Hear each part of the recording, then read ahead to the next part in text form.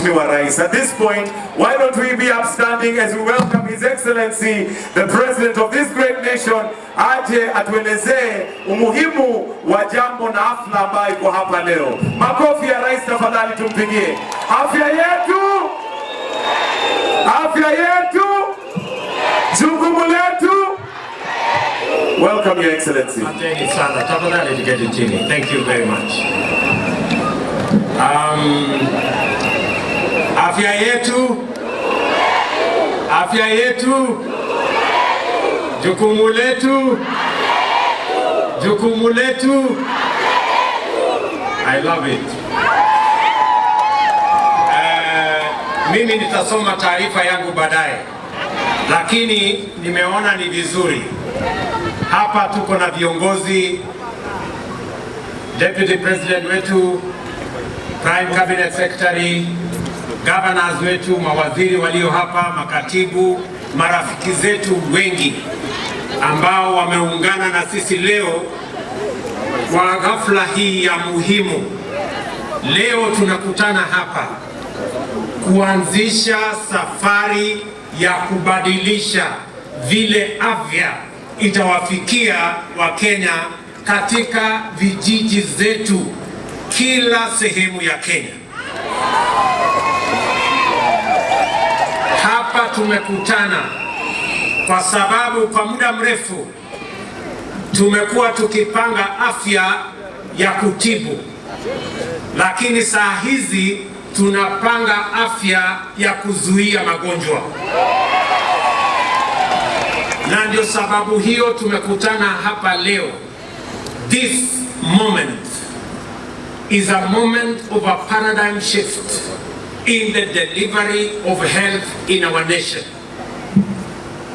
This program, I am told by the Ministry of Health, has been in their books, has been in their plans for the last 17 years. But I am very proud that today we are actualizing the dream and the aspirations of many Kenyans who have always wanted health delivered at the household level. Today, we are going to launch this program of community health promoters. We are launching a program that will see our community health promoters, number one, to have kits. Every health promoter in Kenya, the 100,000 of them, each one of them will be equipped by the government of Kenya with a kit that they can use for making sure that they can access every household in Kenya. And we have split every community health promoter with 100 households in every part of the Republic of Kenya.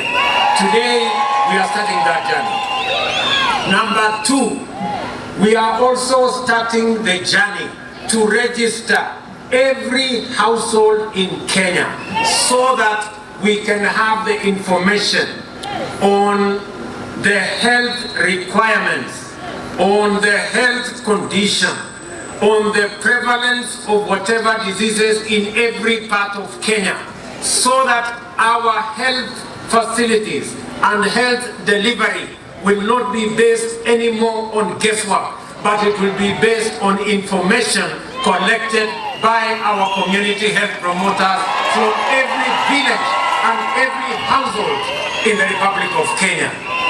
And number three, we are going to have the opportunity going into the future of working with the counties. And I want to thank all our county government, our county governors. Tuwapigie makofi county governors wetu jameni.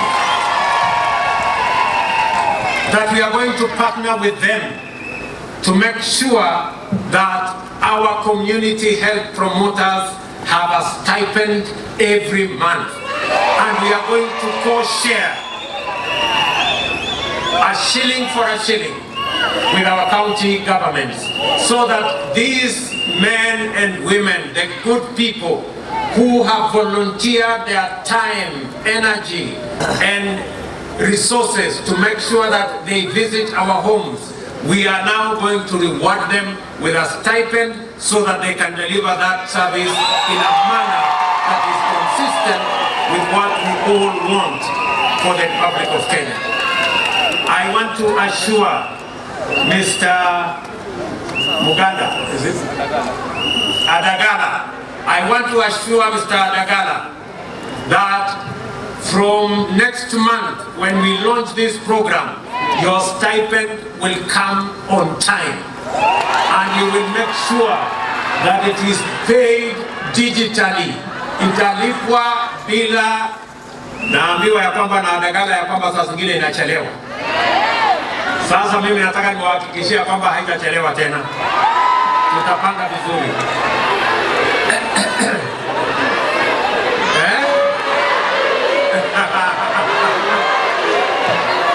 Huyu Sakaja atakuja kutangaza, sawa?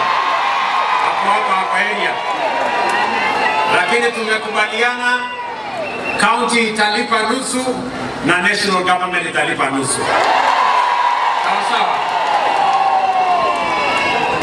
Na ya muhimu zaidi, hapa tuko na wabunge wetu na chairman wa kamati ya bunge ya health yuko hapa, chairman ya kamati ya senate wa health yuko hapa, na wabunge wako hapa. Tumekubaliana na wao kwa sababu hii safari inaanza kutoka katika kila household, kila nyumba.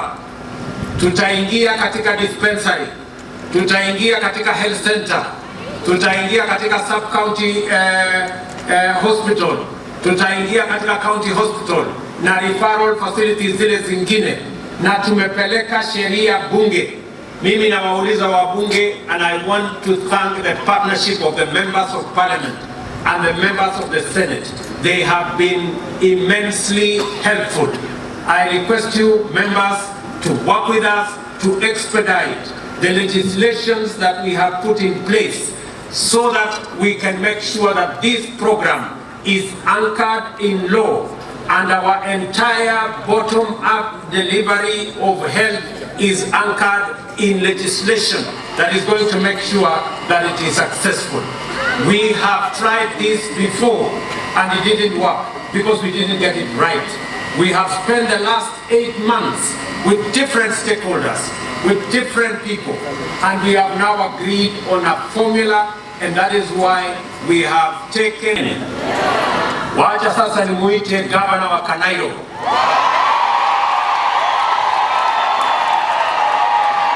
Akuje aendeshe kuja. Wacha aendeshe.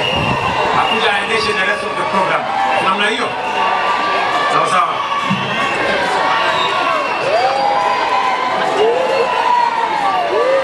Asante sana. Bwana asifiwe. Bwana asifiwe tena. Afya letu, jukumu letu. Asante sana. Wapi mwexi watu wa Nairobi? Your Excellency, kone nikitetemeka kidogo. Hii podium ni mzito sana. Lakini Your Excellency, the President, asanteni sana. Asanteni sana. Your Excellency, the President of the Republic of Kenya, the Deputy President and the spouse of the Deputy President, the Prime Cabinet Secretary, Cabinet Secretaries, our colleague governors, and the Chair of the Council of Governors will recognize each and every governor. Today we have more than 30 governors who have honored us by being here, and senators, MPs, na viongozi wote ambao wako hapa. Wananchi wa Nairobi, hamjambo. Wahudumu wetu ni watu wa maana sana, na mimi nawashukuru zaidi kwa ile kazi ambayo mmekuwa mnafanya. Mtaniruhusu kwanza ni kuwajulisha viongozi kadhaa ambao tuko nao kutoka serikali ya Nairobi. Tuko na mawaziri CCs ambao wanatusaidia kufanya hii kazi yetu. Wako wapi? Wasimame tafadhali. wako hapo. Niko na Charles Gerich ambaye ni waziri wa pesa. Tuko na Dr. Nyalita in charge of customer engagement and inclusivity. Tuko na county attorney wetu Christine Reri, na tuko na SG Mwangi ambaye ni waziri wa mashamba, na tuko na Susan Silantoi ambaye ni waziri wa afya na school feeding program,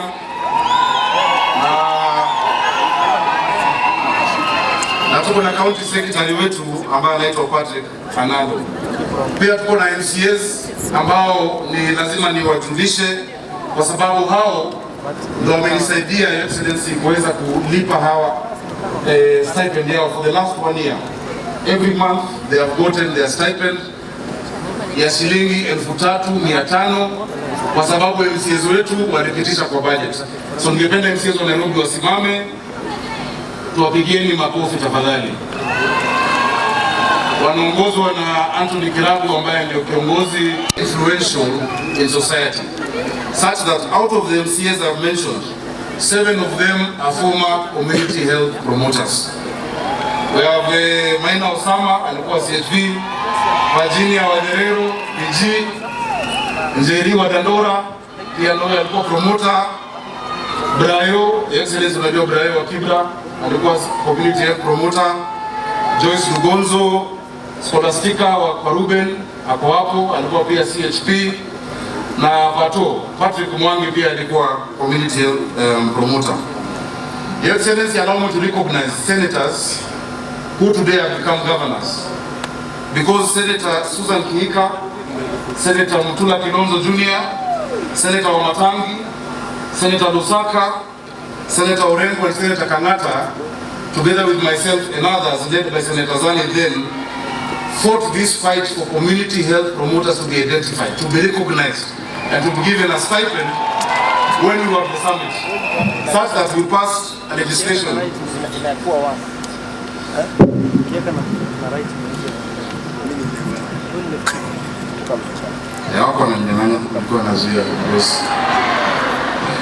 Such that today, because we really pushed for it, the law was brought by Senator Zani, our speaker then was Lusaka. Tukasema lazima wahudumu wajulikane, watambulike, wadhaminiwe na wapate kakitu kwa mfuko. Tukaisukuma, tukaweza kupata budget kwa counties kadhaa, na tukawapatia ahadi ya kwamba kutoka wakati tutaingia, najua wote katika manifesto, mimi nileka kwa manifesto yangu na magavana wengine, na manifesto yangu ya afya iliandikwa na hawa wahudumu. Tulikaa na viongozi wenu, tukasema kila mwezi lazima ka-M-Pesa katingike, si kweli? Na harufu ya kitunguu itambaye kwa nyumba na nyama, ama ni aje? Si mmekuwa mnapata?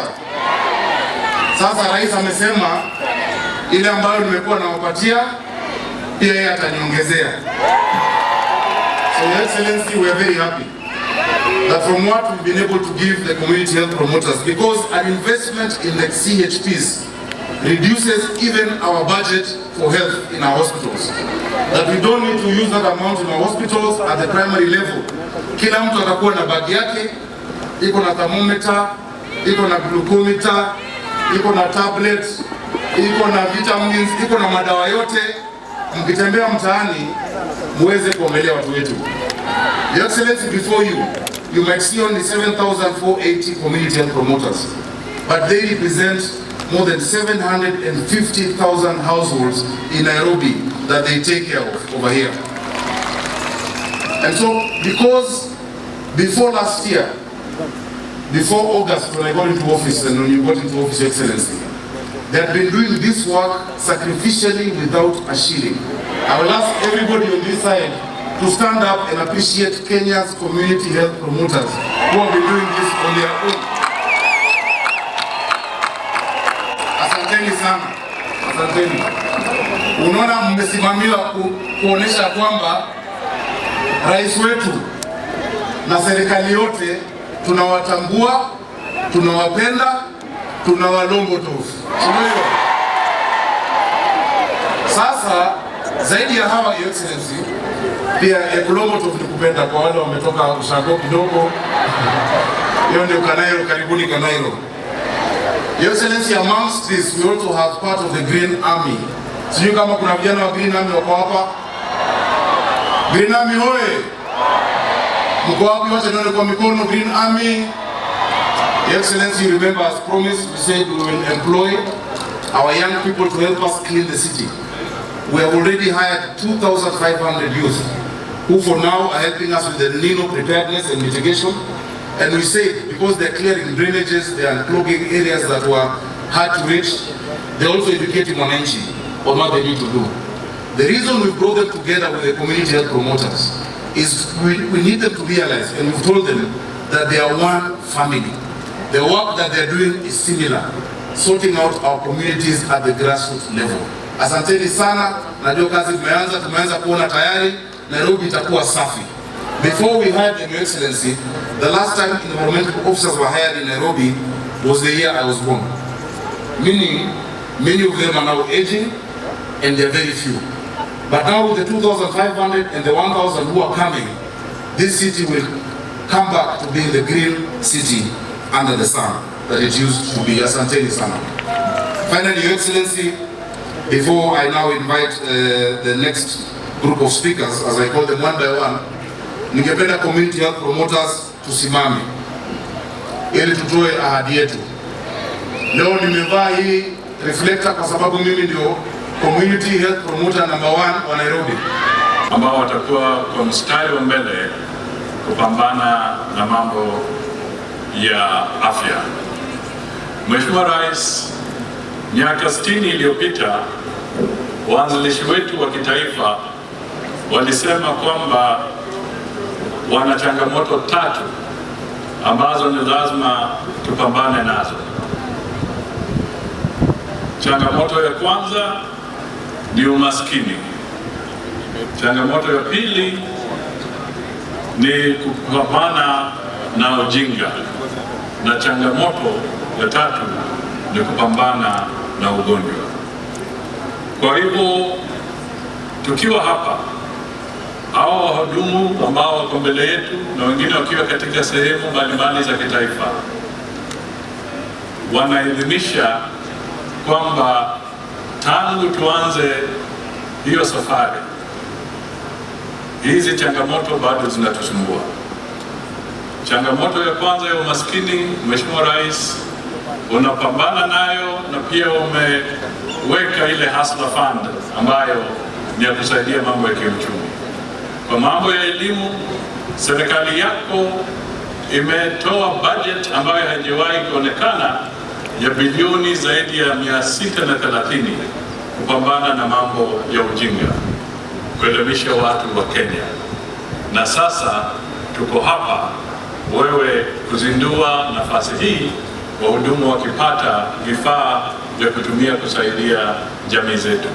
Hiyo ni heko kubwa kwa hii miaka 60 ambayo tumekuwa huru, na tunataka tuseme kwamba tuzidi kuwa kitu kimoja chini ya Rais wa Jamhuri ya Kenya, tukishirikiana na magavana wote ili taifa letu lipate nafuu. Asanteni sana, na sasa ni jukumu langu nimwalike Deputy President naye aje aseme. The Republic of Kenya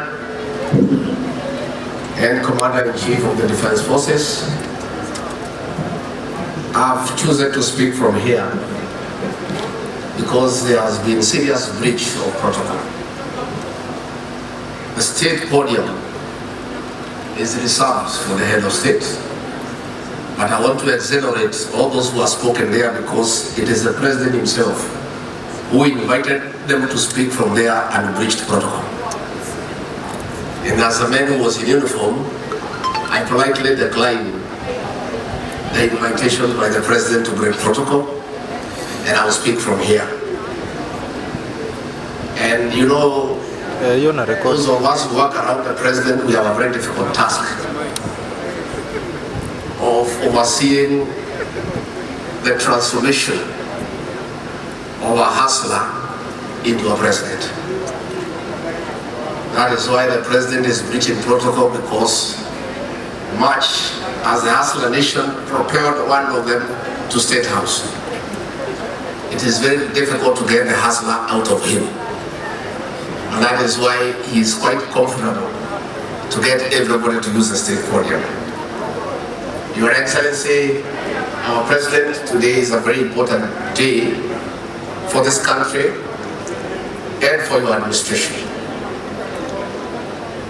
Among the 5 key pillars is the universal health coverage. And Your Excellency, I want to tell the people of Kenya that what is happening today is not by accident.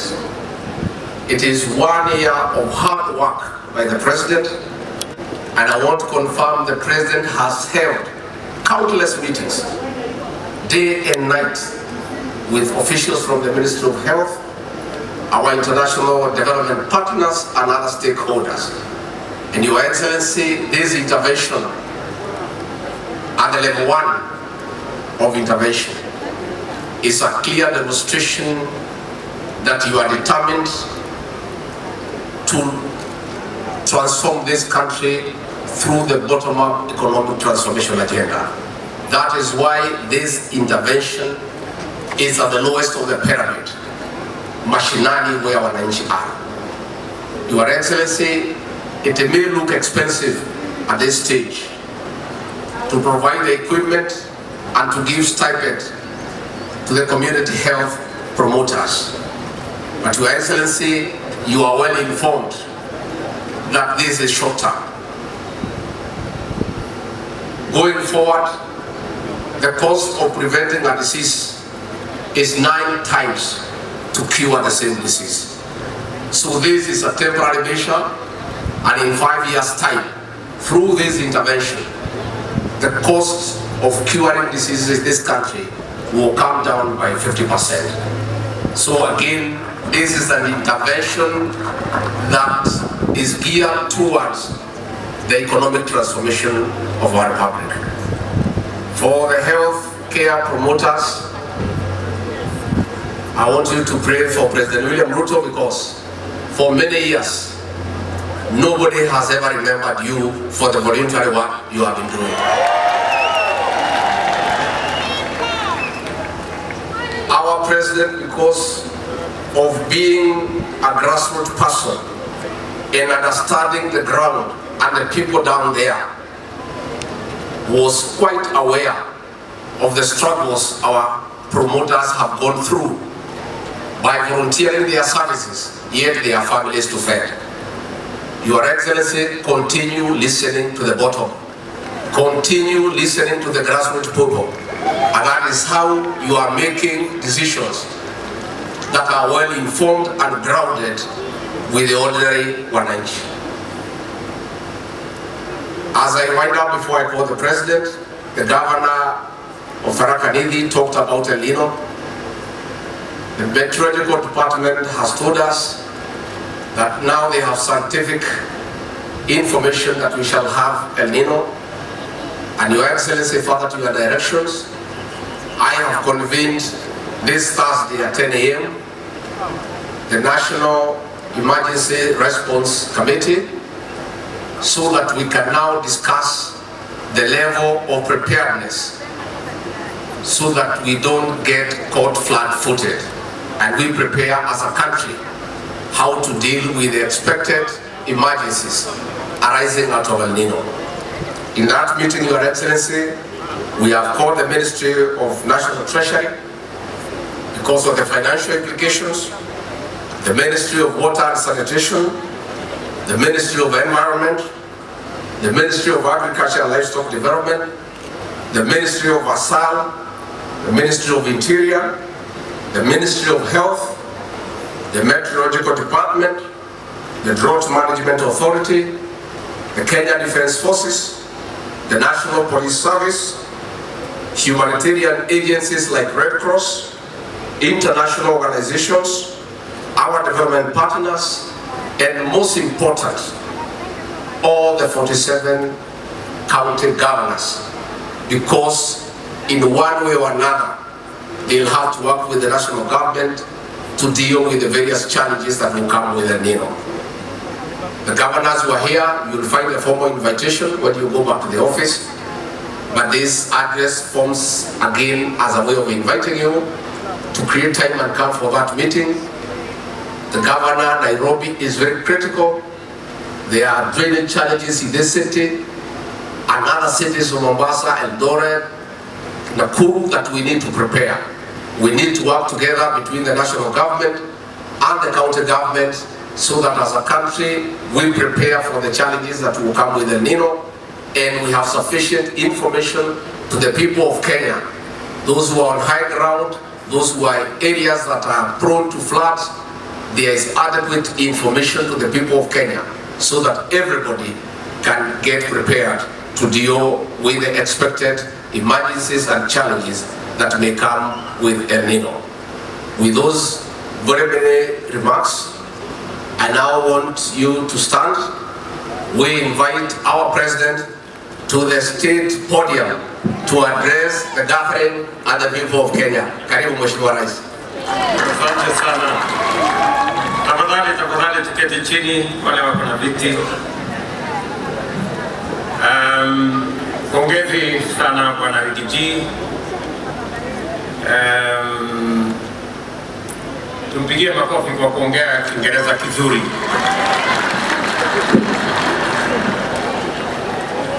Na nimeona, najua nimesumbuka sana hapa chini. Alikuwa hawa wazungu wakiongea na niuliza huyu amesema nini? Sasa na nimekusaidia sana, naeleza huyu amesema hivi.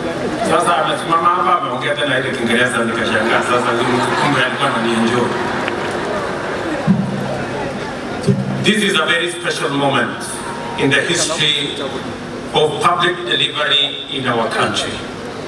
For decades, success in relieving citizens of the huge burden of human suffering and financial distress caused by illness has been elusive.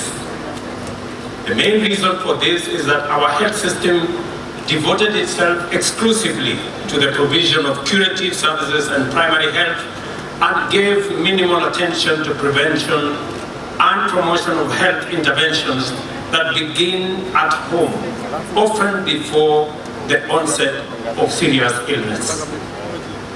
At the consultative stage of the process by which we formulated the bottom-up economic transformation agenda, Kenyans made it very clear to us that the transformation of our public health care model was long overdue.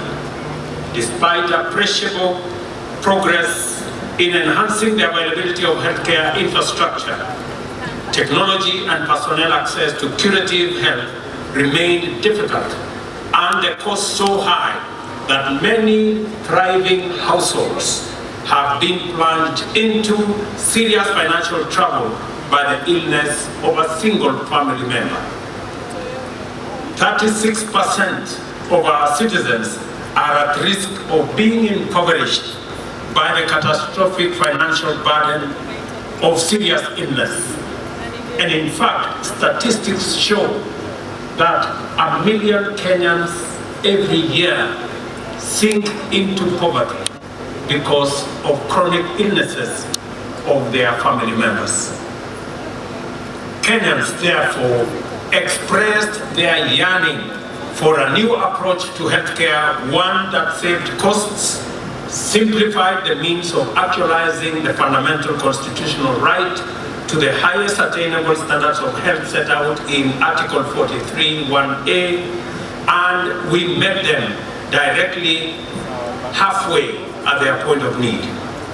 We agreed that a community health approach is the foundation of preventive health care, mainly because 70% of cases attended to in our hospitals are preventable.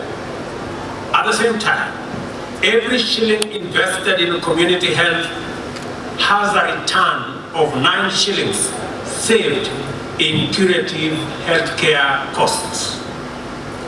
We committed, therefore, to employ community health promoters as a critical component of the national primary healthcare system, in addition to employing 20,000 healthcare workers. These are doctors, nurses, clinical officers, laboratory technologists, physiotherapists, and others to bring the ratio of healthcare workers to the population to 20 for household health screening. 100,000 community health promoters, kits, will be provided by the national government through the Ministry of Health, together with smartphones to make them reachable and to enable them to transmit and receive necessary information, instruction, advice, and other information relevant in the delivery of health care by community health promoters. The national and county government will co-share the responsibility for the remuneration in the form of stipends for the 100,000 community health promoters who will work in each of our 47 counties, and I must thank our governors for this partnership. Political victories in the struggle. Victory for citizens' well-being and freedom from disease. For devolution and collaboration between national and county governments. For the bottom-up economic transformation agenda, and most importantly, an immense victory for the people of Kenya. Shortly, Kenyans will no longer need to travel to a health facility for basic screening and the treatment of minor ailments, as well as preventative and promotive health care. Instead, health facilities in the form of these kits and the community health workers who shall operate them shall go to Kenyans and serve them at their homes. This is the essence of a bottom-up transformation of citizen services.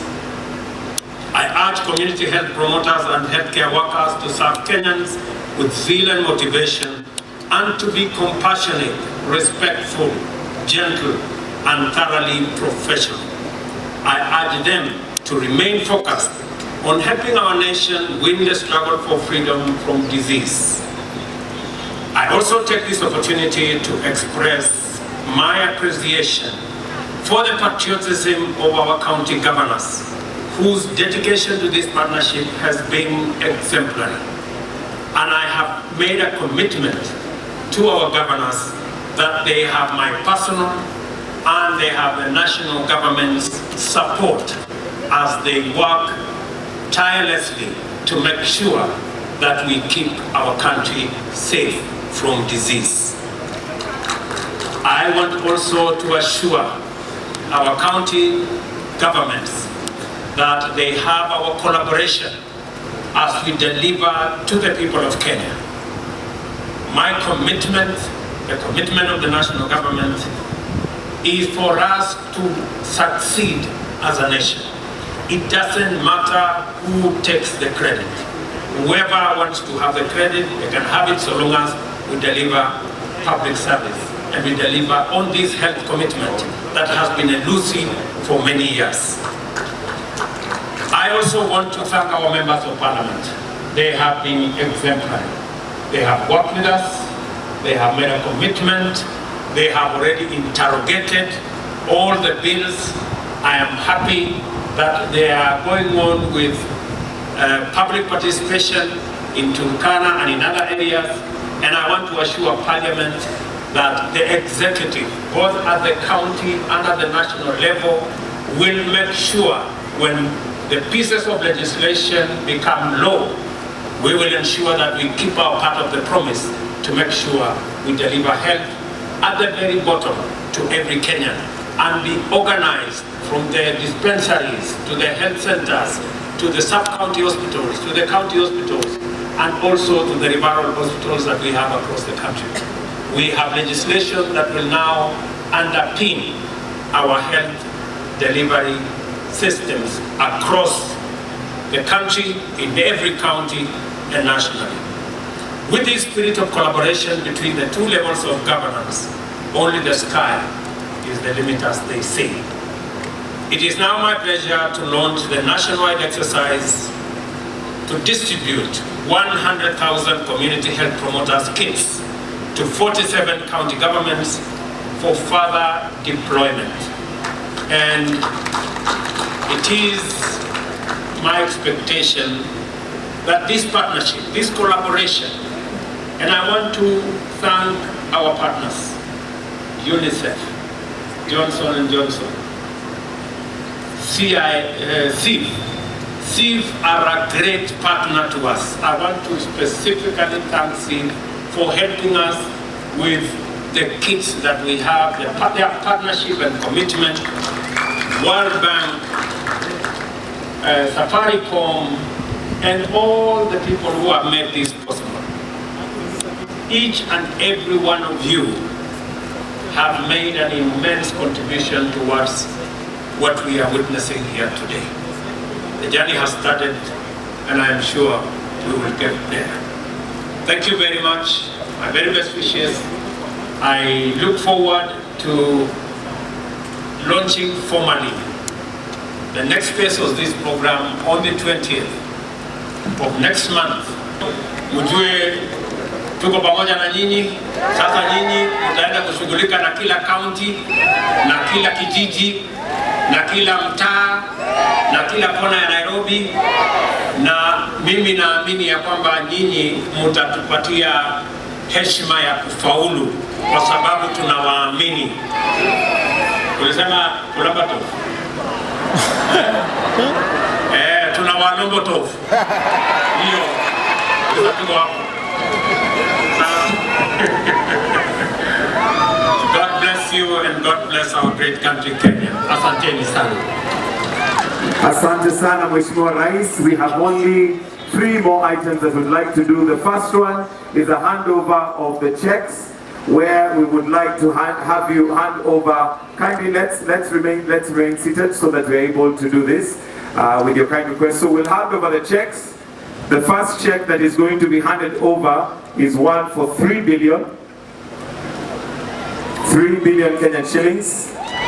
And on this picture, I'm going to ask, for the sake of the photo, to have His Excellency the President, the Deputy President, the Prime Cabinet Secretary, the CS Health.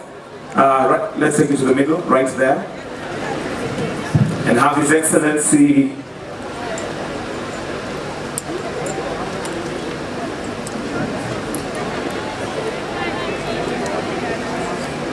the COG Chair, this is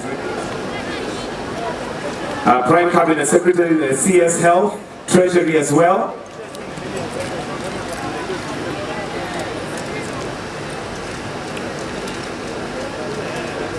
If we can have it in the middle. COG Chair. COG Chair is receiving.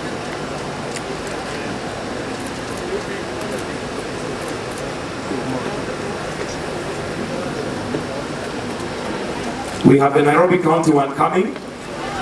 So if we can all just kindly look at the cameras at the front for the sake of that picture, then we'll have the second check, which is going to be handed over to Nairobi County, which is 221,160,000. So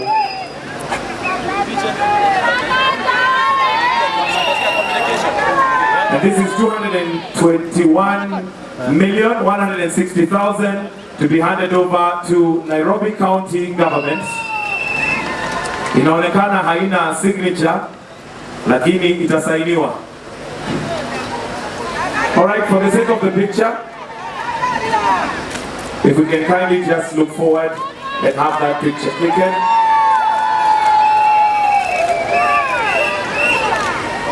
After that, Your Excellency,